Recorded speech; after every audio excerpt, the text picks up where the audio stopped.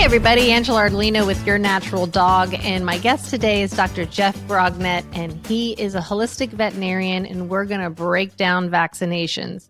It is amazing what I learned today, and I thought I really knew everything about vaccinations. He's going to tell us if we really need them or not, how long they last, and then how to actually use a titers test, which blew me away. And then we're going to talk about those other ingredients and why a detox is always important, no matter if it's been years since you've given your dog a vaccination. Stay tuned. It's an awesome conversation coming up. And we're back with Dr. Jeff Grognet, and we're talking about vaccines. And I remember learning this myself, years ago. I came from Florida, where I was literally getting those little postcards every single month on some sort of vaccine that was being offered for my pet to come in and get it. And we know it's a problem, that over-vaccination in our pets is a problem. And the biggest lesson I learned is that pets basically are a lot like us and need them in the first years of life and are protected for life. But before we go into that, from your experience being a vet, what did you see or experience being a vet with the use of vaccinations? When I went through school, we were told vaccines were effective, safe, and you can give them every year. And we had to, because supposedly the immunity ran out and then we had to boost it again and get it up. And so they didn't die from the vaccine diseases. What we found out is, and this is starting in the 90s, around 94, 95, cats were all of a sudden were developing tumors where the vaccine was injected. And that was the first thing that really put it onto the plate of veterinarians, as in, guys, there's a problem with what we're doing here. Okay. And that immediately moved to, and cats were first, moved to a 3-year vaccine suggestion, as in they moved the core vaccines to every 3 years. And a year later, the dog vaccines were done the same way. Okay. So that was the beginning of all this. We already knew that we had problems with vaccines, and that is, I'm sure you've heard about autoimmune diseases, right? And one of them is called hemolytic anemia. That's where the immune system says, I don't like the red blood cells circulating in your arteries and such. I'm going to attack them and kill them, right? And so what happens then is that the red blood cells burst. They're the ones that transport hemoglobin all over the body. And so the next thing that happens is, I don't have enough hemoglobin moving the oxygen around. Gums become pale, and I'm not getting enough oxygen. So if I move a little bit too fast, I pass out. Wow. Okay, and severe enough, they die. They die from this. Okay, and what we did know is that it was tied to vaccines. Now the vaccine companies tell you it isn't, but this is the key. Whenever adverse reactions are reported on vaccines, they have to be something that's happened within 48 hours of administration of the vaccine. If it occurs more than 3 days after the vaccine, it's not regarded as a vaccine-relatable disease. Who's making up these bullshit rules? Like, why do they go, okay, no more 1 year, let's go to 3 years. And then, nope, there's going to be, if it doesn't happen immediately. Because I don't mean to interrupt you, but what I do on a regular basis is I find where the start of something happened. I've got a pet parent who's desperate. I'm feeding right. I'm doing the real food. I'm doing natural supplements. Why is this happening? This just started to happen. And I go, when did you visit the vet last? And they tell me. And what happened? And they tell me. And I can always find where it started. And it always had to do with a vaccination thing. Okay, so 30 days after that is when the stuff started, and you're telling me that doesn't count. Yeah. Well, the studies that are done by the professionals, by the researchers, they just log this thing that says, okay, what happened within 2, maybe 3 days of the vaccine being given. And so they don't look beyond that, and that's what they report. And all we're looking for in that situation is an allergic reaction to the vaccine, and that is, it's just like you being bitten by a bee or a wasp or something, or I always think of the 8-year-old kid that eats a peanut and all of a sudden they go into shock. That's what they're looking for. What they're not looking for is the tie to hemolytic anemia, which usually turns up about 3 to 4 weeks after the vaccine event. They're not looking at cancer, which is so prevalent in our animals. They're not looking at allergic problem, as in allergic skin disease or something. Yet, and I saw this countless times, people that had an allergic dog, and they're itchy and it's just starting their season, they get a vaccine done, and we've primed the immune system, we've got it into overdrive, and boom, the allergy just blows up in your face, right? So, that's the concern. But even back then, what they found is that giving or a vaccine to a dog, especially if it contained leptospirosis, can result in inflammation in the bones. Wow. Okay, so it's like we've got all these, as we call them, smoking guns, right? And the thing that happens is you've got a dichotomy amongst veterinarians. You've got veterinarians that are more like me. They're going, gee, we've got all these diseases, and those diseases are called vaccinosis. That's the term that we use, and they are related to the vaccines in my mind. Okay, but I don't have. There is some proof on some of the things, like the cat tumors. Bingo, that's a direct link. But the main thing is that the other side is the conventional veterinarians that are still under the impression that vaccines are safe, effective, and you can give them every year and there's no problem whatsoever. And that's what they do. So are you saying there are no long-term studies, which would it even matter? Because when they do have long-term studies, or people, either pet parents or veterinarians, start lodging complaints, they still don't take it off the market. They still don't do anything about it. Like, have you read the Apoquel insert lately? I mean, they just keep on adding different cancers and problems and issues, and the pet parent never gets given that, and the veterinarian doesn't even get that. Well, it's in micro print, so they don't read it. Right. Oh, I know. I have my glasses ready because I have like a couple things up here so that I could read ingredients. But I just saw an ad for PetRx on Facebook that was pushing Apoquel, and I went ahead and click on it, and it has a tab that says side effects, and you click on it, and it literally says no harsh side effects have been found. That's right. Like, how is that even allowed? Yet, God forbid, I talk about the benefits of a full spectrum hemp extract, and I am shut down, not allowed to say these words or whatever. It's really unbelievable to me. That is called who's in control, Angela. Yep. That's what it comes down to. And the problem we have simply is that when we start looking at all these possible vaccine side effects, we have so much evidence and circumstantial evidence and things like that going on, and yet what we know is about 40% of veterinarians are still vaccinating annually. And that's something that, as soon as those guidelines came out, for me, it was a ticket that said, hey, we can start reducing this. Right. We can get the vaccines reduced or eliminated, one of the two. Okay. And this is the kicker. The vaccine guidelines that came out in the 1990s, what they actually said was that vaccines should be given, and this is core vaccines, not all the other ones, but the core vaccines shouldn't be given any more than every 3 years. Okay, which meant, we can go longer, right? And in the small print, the one you would need your glasses for, it actually said in those guidelines back then that we know that the vaccine for dogs, the vaccines for parvo and distemper are good for 9 years. That was the AAHA guidelines, American Animal Hospital Association. The World Small Animal Vet Association, that came out the same year, actually said we know that it's good for 9 years, and possibly a lifetime. It actually said that. Wow. Okay? Nice.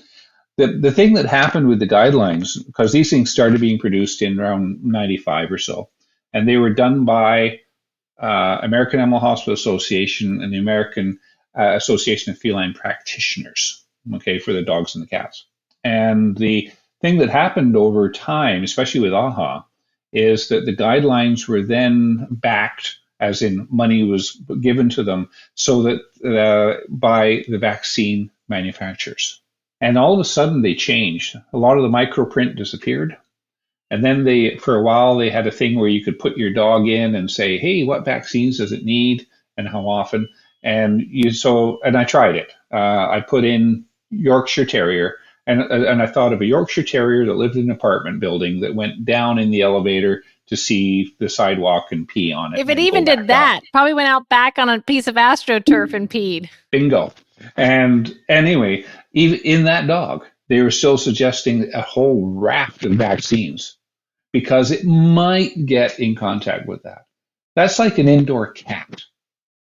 So the point is that there's a lot. When you interpret them, this is the problem. You can interpret them in so many ways that veterinarians can say they're following the guidelines. Isn't coming in for your vaccinations like one of the number one ways? That's why they're saying they need them every year, because they're getting you in so that they can do an examination. And if they're not such a good veterinarian, then they might be doing other things. And if they are, then maybe it is just a good reason to get in and see your dog or cat once a year.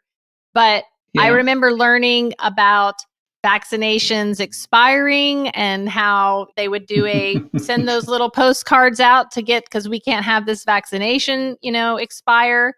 And I just want people to know, like, even when I ain't judging because I was that person, I literally remember my vet listing all the vaccinations off. And I said, well, is it going to protect him and keep him alive longer? She said, yes, give it to them all. I remember having that type of thinking. And none of that makes sense. It's not, I didn't use common sense. I just blindly trusted the person in the white coat. And we can't do that. And the person who's recommending all those vaccinations at the same time probably went to a school that was funded by the same people that fund the vaccinations, and then also create the pharmaceuticals that take care of the problems that the vaccinations cause. And then those side effects and the drugs that help those side effects all come from the same people in charge of everything. So exactly what you said before. They're in charge. There's two things. One is they're using the word expired is a marketing term. And that is, if you get a notice for your dog Fluffy, and it says, hey, the vaccines have expired. It's like that. It's happened. It's like, God, my dog's going to die tomorrow. Right. Okay. Fear. So that word, I remember when in the marketing gurus said, you have to use this word on your vaccine reminders. Okay. So that's one thing they use. I mean, think of it. The vaccine level, where we go, starts out here and it goes down. It doesn't suddenly go, okay. It takes actually forever for it to go down. But you said one thing, and that is the vaccine manufacturers going in and funding vet colleges. They don't actually do that type of thing, but what they do is they provide the education for the students. And that is the research that's done, of course, comes from the vaccine companies. Right. So that's the stuff that the students are learning. And when they graduate, guess who's going to come visit their hospital and tell them all about vaccines? Right. It's not going to be a holistic practitioner. No. And so because of that, you get stuck on that where you're only getting the same thing with foods. You only get information from the big food companies that come visit the vet hospital. Yeah. The only reason I know what the inside of a vet school looks like is because I get invited by the Holistic Club to teach the endocannabinoid system, which of course happens on their lunch hour, because of course it's not going to happen during school hours.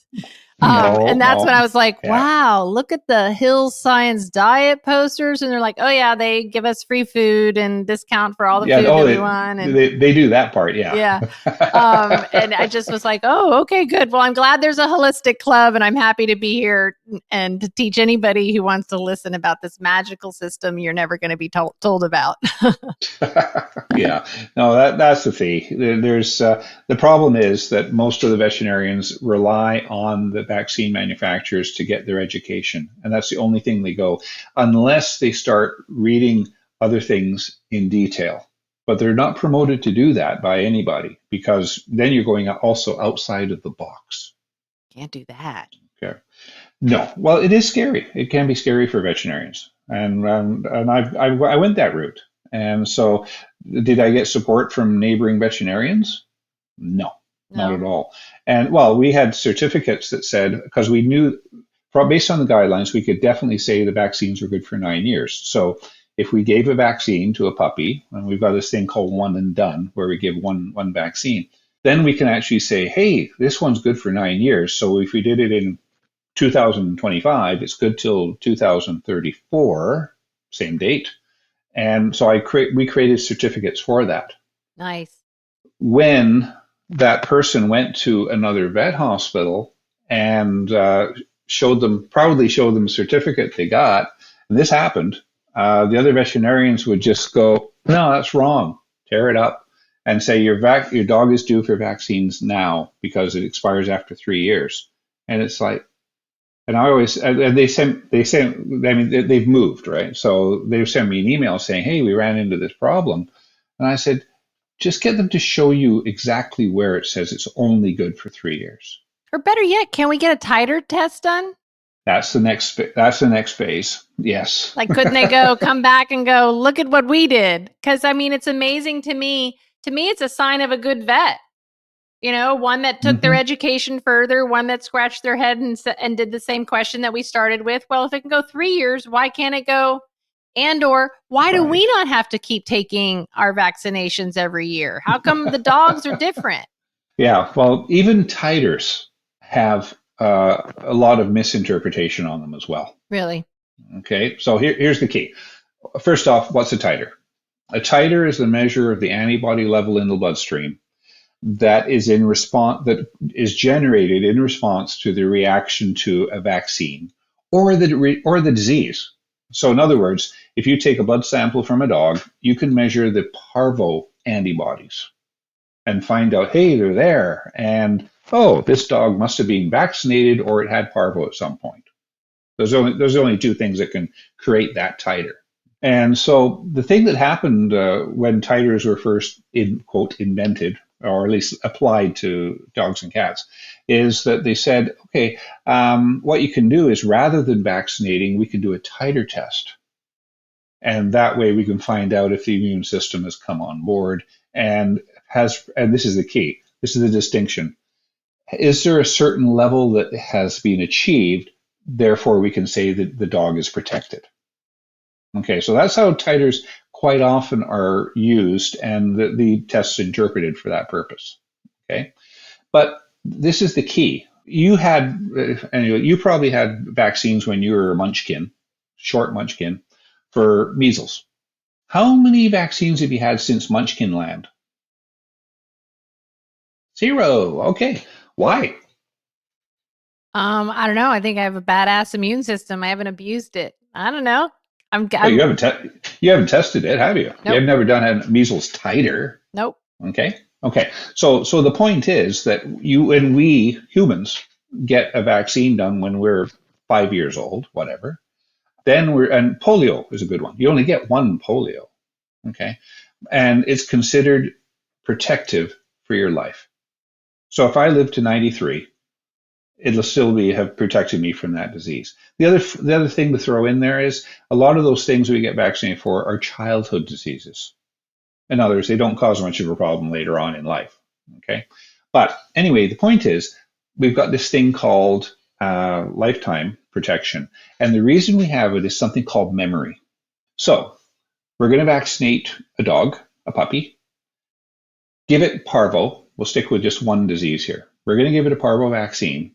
The immune system says, hey, that thing's an invader. Let's go kill it. And about 2 weeks later, we've got measurable antibodies. And about a month after the vaccine, we've got pretty well the highest level of antibodies, the highest level of titer against parvo.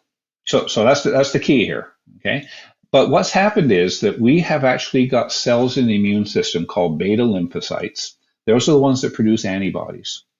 And when they start producing the parvo antibodies, they replicate. And we have this clone of cells that is in charge of producing parvo antibodies for the rest of their lives. Those guys stay there. They're in the immune system. So would you call that building immunity? No, that we've built immunity. Oh, got it. Okay. That's a good point, though. We've built it. Okay.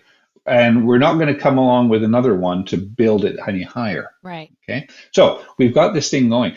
Those cells are called memory cells. So if you get that dog and throw parvo, the disease at it when it's a year old, the immune system's going to come along. I recognize that guy. He was here 10 months ago, right? And boom, they produce antibodies. The same thing happens if you have the disease exposure when they're 10 years old. But that memory is there. So you're not going to get polio because your immune system was primed and you've got memory cells. The dog's got the same thing. Now, this is the kicker. The titer level was really high a month after the vaccine, right? You remember that part? Mm-hmm. So the thing that's going to happen is what happens to titers? When there's no exposure to disease or no vaccines, you start off up here really high, and then it just goes down, down, down. But what it does is it goes like this, So it doesn't go all the way down. way over there. Okay, it never goes down to zero, but it does get below detectable levels on the tests that they do. And so the point is, if you do a titer a month after the vaccine's done, what that tells you, and this is what a titer is for, it tells you that the immune system's come on board, produced antibodies, and now we know we've got memory cells. And guess what? Two things. We don't need to revaccinate, and we don't need to do another titer. Ever? No. We've already proven that the immune system's got the memory. So we're done. We're done. Oh That's my called God, one and that's done. brilliant. I'm going to make this a clip and it's going to become viral. Well, that's the point. This is what the whole situation is. I mean, I'm saying I was following that anyway. I'm never getting my dog, the ones that I rescued, they were SPCA, and another one, I can't even remember, came from Bosnia, but I'm sure they got all their vaccinations. Since I've had them, Mm-hmm. I will never vaccinate them again. So I am following that, but I don't really have a reason. And you just gave it to me so that I can say why. Because I do believe, and you built immunity. Same thing.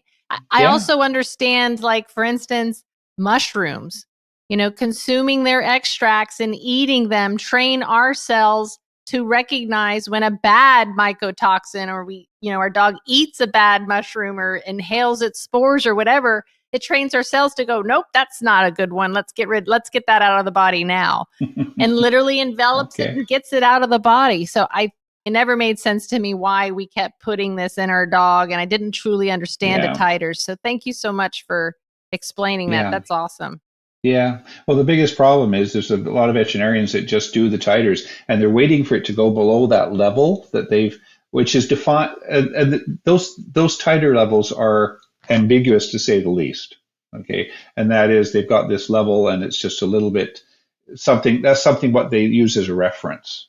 Okay, there's no good studies on it or anything like that, and they change them arbitrarily. All of a sudden, one lab will say, "Oh no, we want a higher level now." Oh, I know. Where'd that come from? Oh, I know. That happened because we third-party test all of our products. And so we got something back out of nowhere. And so we call the lab and we're like, hey, what happened or whatever. And they're like, oh, well, what do you want us to say? We'll just change the levels or whatever. And I'm like, no, that's not what I want. I don't want any of that in the product. Whatever. I think it was alcohol, residual solvent. And I'm like, no, that's not the point. So that my COA looks good. And oh my gosh, it's that easy. You guys just change it. That's scary, isn't it? Yes, it's very scary. It's a scary ass world, man. Yeah. So anyway, just to finish off, doing a titer repeatedly and looking for that level, there's no point. Right. Because it is going to go down below detectable level in a fair number of dogs and cats. Okay.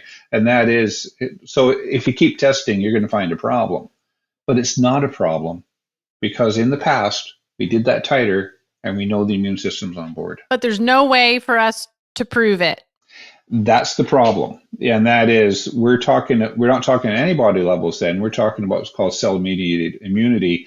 And we can't test that unless we give them the disease. And then watch the level come up. And nobody's been researching that, not even for humans? No. Because there's no money and less vaccines. That's right. That's really messed up. This just makes me go, yep, I'm going to become a billionaire so I can do all the research studies that, prove things, because it blows my mind that that just doesn't get done because there's no money in proving that. People will lose money. Well, look at how much research isn't done on alternative therapies. Right. Or how much is, and it's squashed and you never know about it and your doctor's not going to listen to it anyway. Depends where your belief system comes in there. Right. Oh, yeah. So, and then so that's the problem. I could send you the best research, out there, but if that person's belief system is in a certain way, they're going to discount it one way or another. I get it. Yeah. So what should pet parents do that do feel like they have been, maybe their pets have been over-vaccinated? Do you have some tips that you could offer them on helping them detox? Yeah, the first thing is to recognize there's a problem with the vaccines. And then if you've got that basic fact in you, then it's a case of why are we doing this vaccine? As in, do we have to? Right. And why are we doing it so often? Right. And in the core vaccines, if you've had one that's been vaccinated as an adult, in my world, you're done.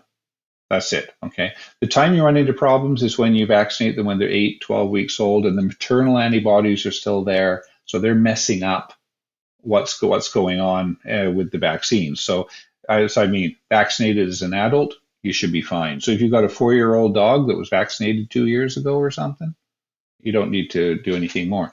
But the main thing is you're going to get the reminders from your vet, and then it's a question of, gee, what can I do with that? And it really comes down to the relationship you have with your vet and what your vet's thoughts are. So if you're able to go in there and when the vet says, oh, it looks like Sparky's due for vaccines this year, if you can actually say, can we discuss that? And if the veterinarian looks at you with a glare, as in she just identified you as an anti-vaxxer, the discussion's over.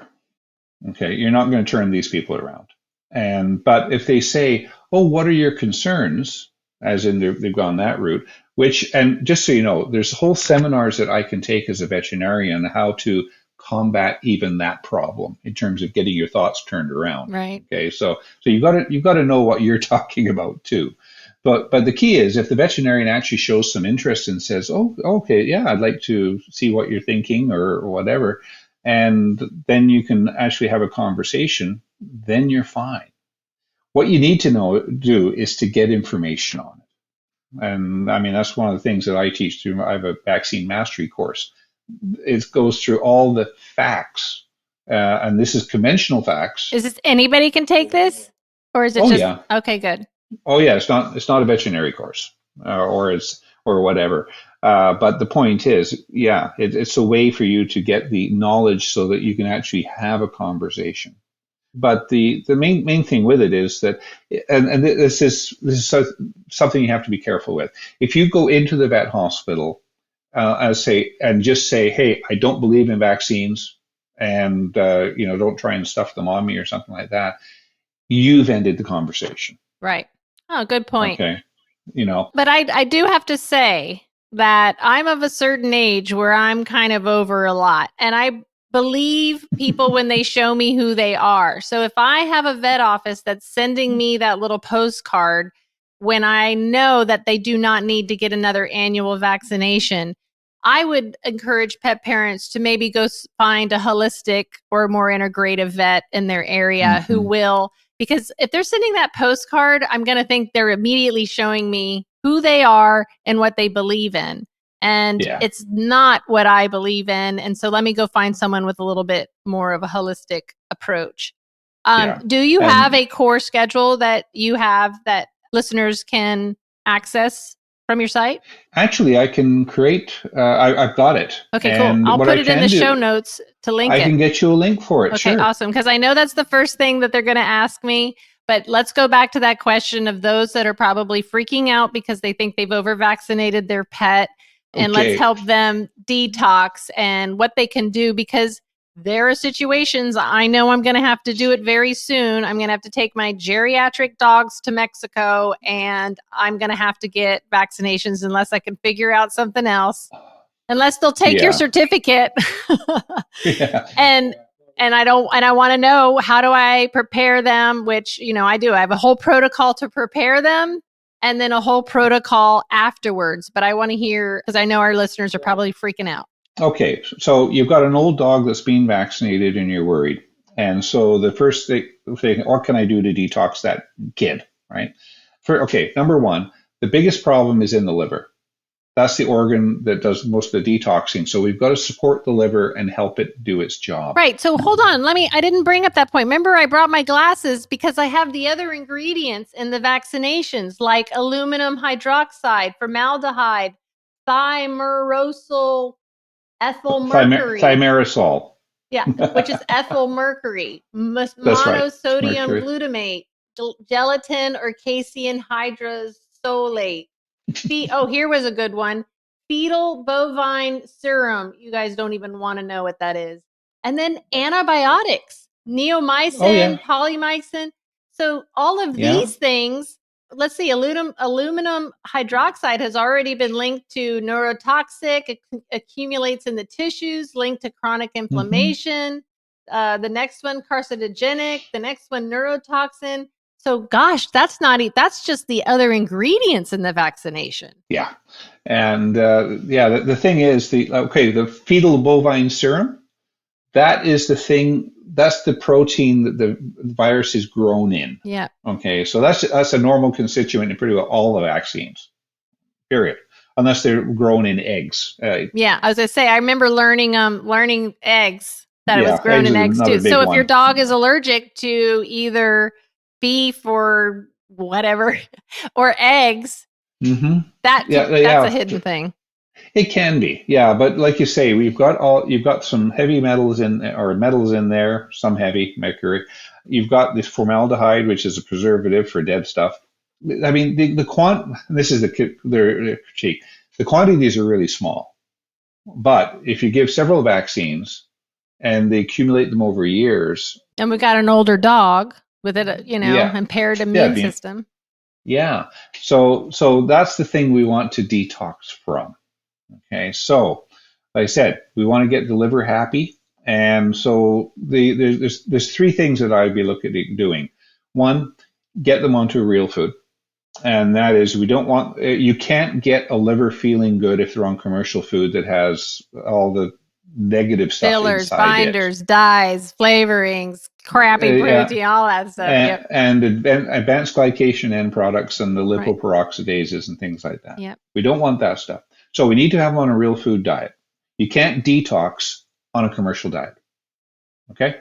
Next thing, you're going to help out the liver. Milk thistle. Pure and simple.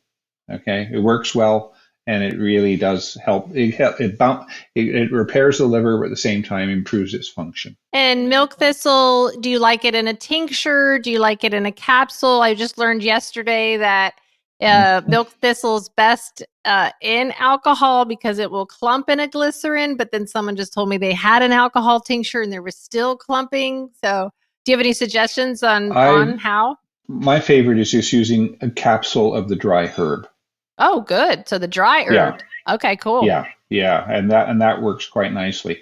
The tinctures are more immediate effects, and there's, like you say, there's differences between alcohol and glycerin and things like that. So the one I've used for decades is the one that comes in a little capsule, and you give that. Okay, great. Okay, but anyway, then the third thing is moving into the homeopathy world.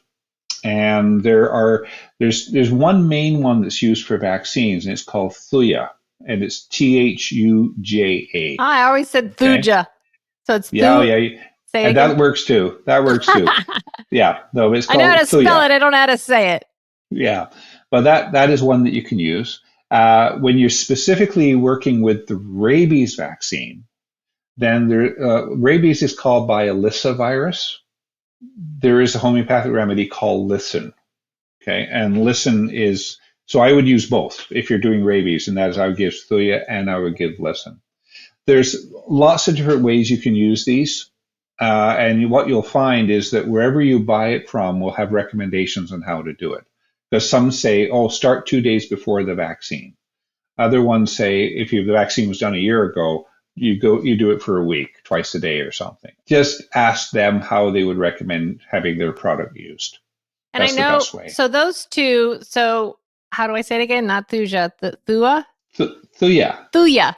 So like it's a Yeah. Y instead of a It's J. a Y. Yeah. So I know one of the actions of the liver is when it comes across these other, synthetic ingredients that it has to process, that oftentimes when it has to give up and move on, it will store these things into the fatty tissues. So is that when you're a year later, that's literally what Thuya is doing, is helping to remove them out of the tissue and out of the body?